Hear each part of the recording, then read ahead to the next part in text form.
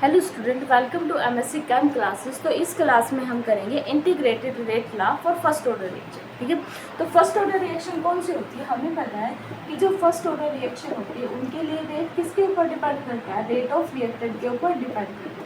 First order reaction के लिए क्या होगा, जो रेट ऑफ रिएक्शन डिपेंड करती है, रेट ऑफ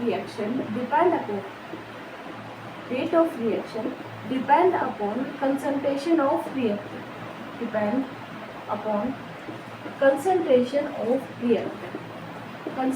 ऑफ रिएक्टेंट के ऊपर डिपेंड करती है। किस तरह से डिपेंड करती है, जो भी रेट कंसंट्रेशन है रिएक्टेंट की उसकी पावर 1 के बराबर डिपेंड करती है। ठीक है, तो क्या होगा, रेट किसके बराबर होता है, रेट इक्वल होता है के ए की पावर फर्स्ट की। रेट किसके बराबर होगा, के ए की पावर फर्स्ट की। 1 क्या है कंसंट्रेशन, ये 1 क्या है, ऑर्डर ऑफ द रिएक्शन है। ए क्या है, कंसंट्रेशन ऑफ रिएक्टेंट। ए क्या है, कंसंट्रेशन ऑफ रिएक्टेंट। के क्या है, कांस्टेंट। अगर हम इसके लिए इंटीग्रेटेड रेट करना चाहते हैं तो क्या करेंगे, रेट किसके बराबर होगा, decrease in the concentration of A with respect to time is equal to क्या होगा, के ए की पावर फर्स्ट के। अब हम क्या करेंगे, कंसंट्रेशन की टर्म्स है उनको एक साइड ले आएंगे और जो बाकी टर्म्स है उनको दूसरे साइड रखेंगे। ठीक है, हालांकि कंसंट्रेशन क्या हो रही है, डिक्रीज हो रही है, तो निशान क्या लगाएंगे, माइनस। माइनस बता रहा है कि कंसंट्रेशन टाइम के साथ क्या हो रही है, डिक्रीज हो रही है। तो क्या हो जाएगा, D A by D T is equal to minus K A to the power first. A को इस साइड लेके आएंगे, के को टी को उस साइड लेके जाएंगे, तो D A by A is equal to minus K D T. Integration करेंगे, बोथ साइड इंटीग्रेशन करेंगे। इंटीग्रेशन करने पर क्या होगा, देखो मैंने बताया था कि अगर हमारी इक्वेशन ऐसी बनती है, डी एक्स बाई एक्स बनती है, तो इंटीग्रेशन करते ही क्या आता है, लोगरिथम आता है, एल एन आता है, और जो भी हमारी टर्म है वो। ठीक है, तो यहाँ पे कुछ ऐसे इक्वेशन है तो क्या आ जाएगा, एल एन ए आ जाएगा, डी ए बाई ए का इंटीग्रेशन क्या आ जाएगा, एल एन ए आ जाएगा, इज इक्वल टू माइनस के क्या है, कॉन्स्टेंट। कॉन्स्टेंट का कभी भी इंटीग्रेशन नहीं होगा तो कॉन्स्टेंट को बाहर निकाल लेते हैं, अंदर क्या रह जाएगा, डी डी टी का इंटीग्रेशन करते हैं। जिस तरह से डी एक्स का इंटीग्रेशन करेंगे तो इंटीग्रेशन करते क्या आ जाता है, एक्स प्लस सी आता है। सी क्या है, कॉन्स्टेंट, इंटीग्रेशन कॉन्स्टेंट बोलते हैं। तो क्या आ जाएगा, L N A is equal to minus K T plus में सी। ठीक है, कॉन्स्टेंट की वैल्यू क्या होगी, कॉन्स्टेंट की वैल्यू निकालने के लिए हम सपोज करते हैं कि जब हमारी रिएक्शन शुरू हुई होगी तब टाइम क्या था, 0। ठीक है, तो कंसंट्रेशन क्या होगी, ए। टाइम क्या है, लेट्स सपोज टाइम क्या है, 0। ठीक है, तो उस टाइम पे ए की कंसंट्रेशन क्या रही होगी, ए नोड। ठीक है, ए की जगह ए नोड रखने पर इस इक्वेशन फर्स्ट में, ठीक है, इक्वेशन फर्स्ट में टाइम 0 रखने पर और ए की पावर, ए की कंसंट्रेशन ए नोड रखने पर क्या हो जाएगा, L N A nought is equal to minus K T क्या है, 0 प्लस में सी। तो कॉन्स्टेंट की वैल्यू क्या आ जाएगी, एल एन ए नोड, ये क्या हो जाएगा, 0। तो कांस्टेंट किसके बराबर हो जाएगा, एल एन ए नोड के। इस वैल्यू को इक्वेशन फर्स्ट में रखने पर, इक्वेशन सेकंड को इक्वेशन फर्स्ट में रखने पर क्या हो जाएगा, L N A is equal to minus K T plus integration constant की जगह क्या आ जाएगा, एल एन ए। ठीक है, तो जो कंसंट्रेशन वाली टर्म है उनको एक साइड ले आएंगे तो क्या हो जाएगा, एल एन ए, ये प्लस का इधर आके क्या हो जाएगा, माइनस का, L N A nought is equal to minus K. ठीक है, तो एक फॉर्मूला होता है लोग के लिए कि जब L N M minus N होता है तो उसको हम लिख देते हैं L N M by N. इसी तरह से इस फॉर्मूले को अप्लाई करने पर यहाँ पे क्या हो जाएगा, एल एन ए, ये क्या है, एम है, ये क्या है, एन है, तो क्या हो जाएगा, L N A by A is equal to, ये अप्लाई करने पर एल एन ए माइनस ये क्या है, एम, ये क्या है, एन। ठीक है, a by a naught is equal to किसके बराबर हो जाएगा, माइनस के।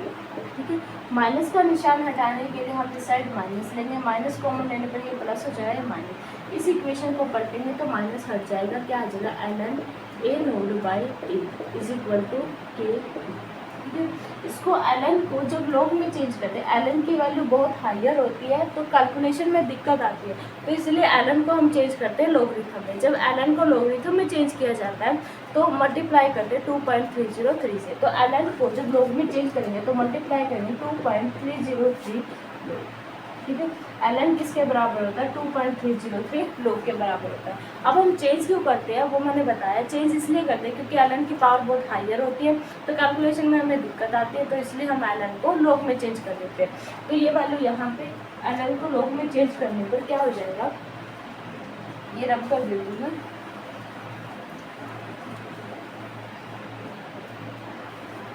तो इक्वेशन हमारी बन जाएगी KT is equal to log 2.303 log A nought by, ठीक है। अगर हमें क्या निकालना हो, टाइम निकालना हो कि कितने टाइम में रेट ऑफ रिएक्शन हमारी रिएक्शन कंप्लीट होगी, तो टाइम के लिए क्या होगा 2.303 डिवाइड बाई के log A nought by T, ये हो जाएगा, ठीक है। इसी तरह से अगर हमें रेट कांस्टेंट निकालना हो तो कांस्टेंट को साइड ले जाएंगे, टी को इस साइड करेंगे, तो ये क्या होता है integrated rate law for first order reaction, integrated rate law for first order reaction. इससे इस जो न्यूमेरिकल है इस इक्वेशन से बहुत क्वेश्चन आते हैं, ठीक है। चाहे आप जेल में चालो चाहे आप नीट में चालो, बहुत जगह पे हर जगह पे इससे क्वेश्चन जरूर आते हैं, ठीक है। हमारे बोर्ड एग्जाम में भी आते हैं। तो ए नोड क्या होती है, इनिशियल कंसंट्रेशन, और ए क्या होती है, जो कंसंट्रेशन बच चुकी है, ठीक है। रिएक्शन होने के बाद जो कंसंट्रेशन बच चुकी है वो क्या होती है ए, और इनिशियल कंसंट्रेशन क्या होती है ए नोड। टी के क्या होता है डेट कांस्टेंट, और टी क्या होता है टाइम, ठीक है। तो इससे ये निकलता है। उसके बाद इसका ग्राफ देखेंगे, ग्राफ कैसे बनाएंगे, वही जो लास्ट वीडियो में मैंने बताया था कि ग्राफ को बनाने के लिए एक बार इसको रब कर देती हूँ, ठीक है। यह हमारे इक्वेशन है, ग्राफ बनाते हैं तो ग्राफ में एक वाई एक्सिस होता है, एक एक्स एक्सिस होता है, ठीक है। तो एक चीज़ को हम y मान लेते हैं, सपोज मैंने कंसंट्रेशन को y मानते हैं, ठीक है। और जिसके रिस्पेक्ट में देखना है उसको क्या मानते हैं, x मानते हैं। x क्या हो गया हमारा टाइम, ठीक है। और जो भी टाइम के साथ चीज़ जुड़ी होती है, जो भी टाइम के साथ चीज़ जुड़ी होती है वो क्या होती है, हमारा m होती है। और c क्या होता है, उसके साथ जो प्लस या माइनस होता है वो क्या होता है, इंटरसेप्ट होता है। हम इक्वेशन लेंगे, हमें क्या देखना है, कंसंट्रेशन देखना। तो ये हमारा क्या होगा y एक्सिस, और ये हमारा क्या है x एक्सिस, ठीक है। तो ये सारी मल्टीप्लिकेशन में इक्वेशन, तो इसको हम रीअरेंज करेंगे, या हम पहले वाली इक्वेशन में उठाएंगे। पहले वाली इक्वेशन क्या थी हमारी, log a nought by a is equal to, यहाँ पे क्या था 2.303 log a nought by a किसके बराबर था, kt के बराबर। ये हमारी इक्वेशन थी। अब देखो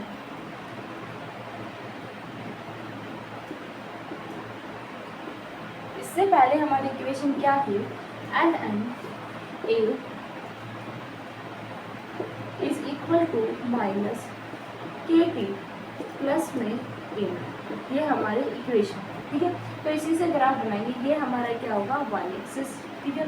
ये हमारा क्या होगा एक्स एक्सिस, और ये क्या है एम, और ये क्या है इंटरसेप्ट जिसको बोलते हैं सी। इसके लिए ग्राफ बनाएंगे तो वाई एक्सिस पे क्या लेंगे हम, एल एन ए लेंगे, ठीक है। एक्स एक्सिस पे क्या लेंगे, टाइम लेंगे। स्लोप क्या है नेगेटिव में, तो ग्राफ आएगा इस तरह से, और ये के क्या हो गया स्लोप, ठीक है। पहला ग्राफ बनता है इसलिए। दूसरा ग्राफ अगर हम बनाएं तो क्या बनाते हैं, L N A by A nought के रिस्पेक्ट में बनाते हैं। तो उसके लिए क्या करेंगे, जैसे हमने रीअरेंज किया था, रीअरेंज करने के बाद हमारी इक्वेशन क्या आई थी, बिना लॉगरिथम में चेंज किए क्या आई थी हमारी इक्वेशन, हमारी इक्वेशन आई थी L N A by A nought is equal to minus K, ये हमारी इक्वेशन आई थी, ठीक है। माइनस का निशान हटाने के लिए हम क्या दोनों साइड माइनस लेंगे, तो इसको इस माइनस यहाँ आ जाएगा, इसको पलटेंगे तो क्या आ जाएगी, a node by is equal to k, ये इक्वेशन आ जाएगी, ठीक है।